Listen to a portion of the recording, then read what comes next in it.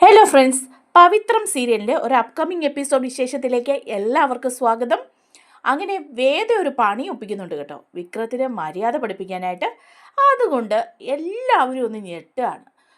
നാട്ടിലെല്ലാവരും അറിയാണ് വേദയും വിക്രവും തമ്മിലുള്ള വിവാഹം കഴിഞ്ഞു എന്നുള്ള വിവരമൊക്കെ. അത് ശങ്കരനാരായണനെ കുറേയൊക്കെ ഒന്ന് ചൊടിപ്പിക്കുന്നുണ്ട്. ആ വിശേഷങ്ങളാണ് നമ്മൾ പങ്കുവയ്ക്കാൻ പോകുന്നത്. നമ്മുടെ വീഡിയോ ഒന്ന് ലൈക്ക് ചെയ്യാൻ ആരും മറക്കല്ലേ. നമ്മുടെ ചാനൽ ഇതുപോലെയുള്ള വീഡിയോസിനായിട്ട് സബ്സ്ക്രൈബ് ചെയ്യാൻ ആരും മറക്കല്ലേ. ഇതിനു മുമ്പുള്ള വിശേഷങ്ങൾ ഞാൻ എൻഡ് സ്ക്രീനിൽ കൊടുക്കാം, കാണാത്തവരെ കാണണേ. അങ്ങനെ വേദ വിചാരിക്കുകയാണ് കേട്ടോ, വിക്രത്തിന് ഒരു പാഠം പഠിപ്പിക്കണമെന്ന്. അതനുസരിച്ച് വിക്രത്തിൻ്റെ പുറകേ തന്നെ കൂടിയിരിക്കുകയാണ് വേദ. അതേസമയം ശങ്കരനാരായണൻ വീട്ടിൽ പറയുന്നുണ്ട് വേദയെക്കുറിച്ചിട്ട്. അവൾ മനഃപൂർവ്വം നമ്മളെ തോൽപ്പിക്കാൻ വേണ്ടി ശ്രമിക്കുകയാണ്. ഒരു ജഡ്ജിയായ ഞാൻ ചെന്നിട്ട് പോലും അവൾ എന്നെ നാണം കെടുത്തി വിട്ടു ആ വീട്ടുകാരുടെ മുമ്പിലെന്ന്. അപ്പോഴേക്കും ശ്രീകാന്ത് പറയുന്നുണ്ട്, നമ്മുടെ കയ്യിൽ നിന്ന് പണം തട്ടാൻ വേണ്ടിയിട്ടാണ് അവരെ പണി ചെയ്യുന്നത്. അവർ വേദയെ ഭീഷണിപ്പെടുത്തി നിർത്തിയിരിക്കുകയോ മറ്റാണ്, അല്ലെ അവൾ അങ്ങനെയൊന്നും ചെയ്യില്ല എന്ന് പറയുമ്പം പത്മ ആകെപ്പാടെ ഇരുന്ന് കരയാണ് പത്മ. അതേസമയം സാവിത്രിയമ്മ പറയുന്നുണ്ട്, നിങ്ങൾ അങ്ങനെയൊന്നും പറയാതെ, അവരങ്ങനെ ഒരു കുടുംബം അല്ല. ആ സുധാകരൻ മാഷ് അങ്ങനെ ഒരാളുമല്ല, അയാളുടെ സംസാരത്തിൽ നിന്ന് അറിയാമല്ലോ എന്ന് പറയുമ്പം ഉടനെ തന്നെ വർഷ പറയാണ്, അതങ്ങനെയൊന്നുമല്ല, അവരുടെ സംസാരമൊക്കെ വെറും അഭിനയമാണ്. നമ്മുടെ കയ്യിൽ നിന്ന് പണം തട്ടാൻ വേണ്ടിയിട്ടാണ് വേദി അവരവിടെ പിടിച്ച് നിർത്തിയിരിക്കുന്നത്. അല്ലെങ്കിൽ അവൾ ഒരിക്കലും ഇങ്ങനെയൊന്നും പറയാൻ പോകുന്നില്ലെന്ന് പറയാണ്. അത് സാവിത്രിയമ്മ അങ്ങ് വിശ്വസിക്കുന്നൊന്നുമില്ല കേട്ടോ. അതേസമയം ശങ്കരനാരായണൻ പറയാണ്, അങ്ങനെ ഭീഷണിപ്പെടുത്തി നിർത്തിയാൽ അവൾക്ക് നിൽക്കേണ്ട കാര്യമുണ്ടോ? അവൾക്ക് ഇത്രയും വിവരവും വിദ്യാഭ്യാസവും അറിവും ഒക്കെ ഉള്ളവളല്ലേ എന്ന് പറയാണ്. അപ്പോഴേക്കും അതുകൊണ്ടൊന്നും അല്ല, നമ്മളെന്തോ മനസ്സിൽ വിചാരിച്ചെന്നുള്ളത് അവളുടെ മനസ്സിലുണ്ട്, അതിൻ്റെ പകരം വീട്ടാൻ അവളും കൂടി ചെയ്യുന്നതെന്ന് പറയുമ്പം വർഷ പറയുന്നുണ്ട്, അത് തന്നെയല്ല അച്ഛാ, വേറെ എന്തൊക്കെയോ ഉണ്ട്. ആ വീട്ടുകാരും അവനും എല്ലാവരും കൂടി ഒത്തോണ്ടാണ് വേദയെ ഭീഷണിപ്പെടുത്തി അവിടെ ഇങ്ങനെ നിർത്തിയിരിക്കുകയാണെന്ന് പറയാം. അപ്പോൾ വേദയുടെ അനിയത്തി പറയാണ്, ശരിയാണ്, അതിന് കുറച്ച് തെളിവ് കൂടി കിട്ടിയിട്ടുണ്ടെന്ന് പറയാം. അപ്പോൾ എല്ലാവരും ഇങ്ങനെ അത്ഭുതത്തോടെ നോക്കുകയാണ്. അപ്പോൾ എന്താണെന്ന് ചോദിക്കുമ്പോൾ പറയാണ്, ഈ വീഡിയോ കണ്ടോ, സോഷ്യൽ മീഡിയയിൽ വന്ന ഒരു വീഡിയോ ആണ് ഇതെന്ന് പറയാണ്. ഇതൊന്ന് കണ്ടു നോക്ക്, ഒരുപാട് ഗ്രൂപ്പുകളിലൊക്കെ ഷെയർ ചെയ്ത് വന്ന വീഡിയോ ആണ്. ഇനി നമ്മളൊക്കെ ഇങ്ങനെ പുറത്തിറങ്ങി നടക്കുമെന്ന് പറയുക. അപ്പോൾ ഉടനെ തന്നെ ശങ്കരനാരായണൻ ചോദിക്കുന്നുണ്ട്, എന്ത് വീഡിയോ? അപ്പോഴത്തേക്കും ഉടനെ പറയുകയാണ് കേട്ടോ വേദയുടെ അനിയത്തി, എന്ത് വീഡിയോ ആണെന്ന് അച്ഛൻ തന്നെ ഒന്ന് കണ്ടു നോക്ക്, ഏട്ടനും ഒന്ന് കണ്ടു നോക്ക് എന്ന് പറയാം. അപ്പോൾ അവരിങ്ങനെ നോക്കുമ്പോഴേക്കും സമൂഹ മാധ്യമങ്ങളിലെല്ലാം ഷെയർ ചെയ്ത് വന്നിരിക്കുകയാണ് കേട്ടോ വേദയും വിക്രവും കൂടിയുള്ള വീഡിയോ. വേദയുടെയും വിക്രത്തിൻ്റെയും വിവാഹവും അത് കഴിഞ്ഞ് അവർ രണ്ടുപേരും തമ്മിലുള്ള സീനുകളും ഫോട്ടോസും ഒക്കെ വീഡിയോ ആയിട്ട് അപ്പോൾ എല്ലാ ഗ്രൂപ്പുകളിലേക്കും ഇത് പോയിരിക്കുകയാണ്.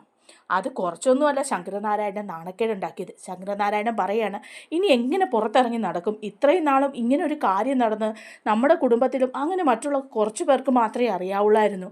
ഇതിപ്പോൾ എല്ലാവരും അറിഞ്ഞല്ലോ, ഞാൻ എങ്ങനെ ഇനി കോടതിയിലേക്ക് പോകും? മറ്റുള്ളവരുടെ അടുത്ത് എങ്ങനെ ഞാൻ പോകും? ബന്ധുക്കളൊക്കെ ഇനി വിളിച്ച് ചോദിക്കാൻ തുടങ്ങിയല്ലേ എന്നൊക്കെ ഇങ്ങനെ ചോദിക്കുകയാണ് കേട്ടോ. അപ്പോൾ പത്മ അവിടെ നിന്ന് പൊട്ടിക്കരയാണ്, എന്നാലും എൻ്റെ മോള് എന്നും പറഞ്ഞിട്ട്. അപ്പോൾ ശങ്കരനാരായണൻ ദേഷ്യപ്പെടുക, നീ മിണ്ടരുത്, നിൻ്റെ മോളുടെ തോന്നിയസം കാരണം ഇപ്പോൾ ഇതൊക്കെ അനുഭവിക്കേണ്ടി വന്നതെന്ന് പറയുക. അപ്പോൾ ശ്രീകാന്ത് പറയുന്നുണ്ട് കേട്ടോ, അതുകൊണ്ട് മാത്രമല്ല ഇപ്പം മനസ്സിലായല്ലോ ഈ വീഡിയോ എങ്ങനെ ലീക്കായെന്ന്. ഈ വീഡിയോ എല്ലായിടത്തൂടെ അവർ തന്നെ ഇട്ടതാണ്, കാരണം നമുക്കൊരു നാണക്കേടുണ്ടാക്കണം, എന്നാൽ മാത്രമേ ഉള്ളൂ അവർക്കിതിൻ്റെ പ്രയോജനം കിട്ടുള്ളൂ. അവർക്ക് അന്നേരം കൂടുതൽ പൈസ വിലപേശി വാങ്ങാമല്ലോ എന്നൊക്കെ ഇങ്ങനെ പറയുമ്പം സാവിത്രിയമ്മ പറയുന്നുണ്ട്, ഏയ് അങ്ങനെയൊന്നും ആയിരിക്കില്ല, ഇതിപ്പോൾ ആരെങ്കിലും വെറുതെ തമാശയ്ക്ക് ചെയ്തതായിരിക്കും. ഇതാണോ അമ്മേ തമാശയ്ക്ക് ചെയ്യുന്നത് എന്ന് ചോദിക്കുകയാണ് കേട്ടോ ശങ്കരനാരായണൻ. അവരെല്ലാം ആകെപ്പാടെ ടെൻഷനിലാവുകയാണ്. അതേസമയം ഈ വീഡിയോ ലീക്കായ വിവരം അറിയുകയാണ് കേട്ടോ നമ്മുടെ ശ്രീനിവാസൻ സാറ്. അങ്ങനെ ശ്രീനി സാറ് വിളിപ്പിക്കുകയാണ് കേട്ടോ വിക്രത്തിനെ. വിക്രം ആകെ ടെൻഷൻ അടിച്ച് അങ്ങോട്ട് ചെല്ലുകയാണ്. അപ്പോൾ ശ്രീനി സാറിനോട് ചോദിക്കുക, എന്താ സാറേ എന്താ വിളിപ്പിച്ചതെന്ന് ചോദിക്കുമ്പം ശ്രീനി സാറ് ഈ വീഡിയോ കാണിച്ചു കൊടുക്കുകയാണ്. എന്നിട്ട് പറയാണ്, ഇത് കണ്ടോ നീ ഈ വീഡിയോ? എല്ലാം സോഷ്യൽ മീഡിയയിലെ എല്ലാ പേജുകളിലും പോയിട്ടുണ്ട്, ഒരുപാട് ഗ്രൂപ്പുകളിലൊക്കെ ഷെയർ ആയിട്ടുണ്ട്. ഇതെന്താണെന്ന് നീ കണ്ടോ എന്ന് ചോദിക്കുമ്പം വിക്രം ആ വീഡിയോയിലേക്ക് നോക്കുകയാണ്. അപ്പോൾ വിക്രവും വേദയായിട്ടുള്ള വീഡിയോയാണ് കേട്ടോ, വിവാഹം നടന്നതും താലി കെട്ടുന്നതും മറ്റുള്ള കുറേ സംഭവങ്ങളും അവരുടെ ഫോട്ടോസും ഒക്കെ. അപ്പോൾ ഇതിങ്ങനെ ലീക്കായി കാണുമ്പോൾ വിക്രത്തിന് ദേഷ്യം വരുവാണ്, ഇതെന്താ? അപ്പോൾ ചോദിക്കുകയാണ് ശ്രീനി സാർ ചോദിക്കുക, അത് നീയാണോ വിക്രം ഇതിങ്ങനെ ഷെയർ ചെയ്തത്?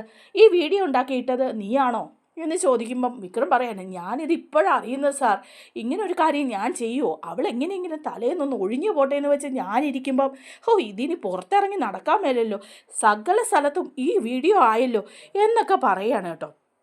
അപ്പോൾ ശ്രീനി സാറും പറയുന്നുണ്ട്, അത് ശരിയാണ്, വീഡിയോ ആയി, അത് കുഴപ്പമില്ല, പക്ഷേ വിക്രം വേറെ ചില പ്രശ്നമുണ്ട്, ഇലക്ഷനൊക്കെ വരാൻ പോവല്ലേ, ഈ വീഡിയോ ഇപ്പോൾ ലീക്കായി ഇതെല്ലായിടത്തും പോകും, ഇനിയിപ്പം നമ്മുടെ എതിർ കക്ഷികളൊക്കെ ഈ വീഡിയോ വെച്ച് ഓരോന്ന് പറയാൻ തുടങ്ങും, ജില്ലാ ജഡ്ജിയുടെ മകളെ തട്ടിക്കൊണ്ട് വന്നെന്നും വിവാഹം കഴിക്കാതെ തന്നെ കൂടെ പാർപ്പിച്ചിരിക്കുകയാണെന്നും അവളെ ഭീഷണിപ്പെടുത്തി നിർത്തിയിരിക്കുകയാണെന്നും പണം തട്ടാൻ നമ്മുടെ പാർട്ടിയിലുള്ളവർ ചെയ്തതാണെന്നും ഒക്കെ അത് നമ്മളെ ബാധിക്കും, നമ്മുടെ ഇമേജിനെ ബാധിക്കും, ഇത് നീ ഓർക്കണ്ടേ വിക്രം പറയാണ്, എൻ്റെ പൊന്നു സാറേ, ഞാനിതൊന്നും അറിഞ്ഞതല്ല, അവൾ അവിടെ വന്ന് കിട്ടിക്കയറി നിൽക്കുക, ഇറങ്ങിപ്പോകാൻ പറഞ്ഞാൽ അവൾ പോകുന്നില്ല.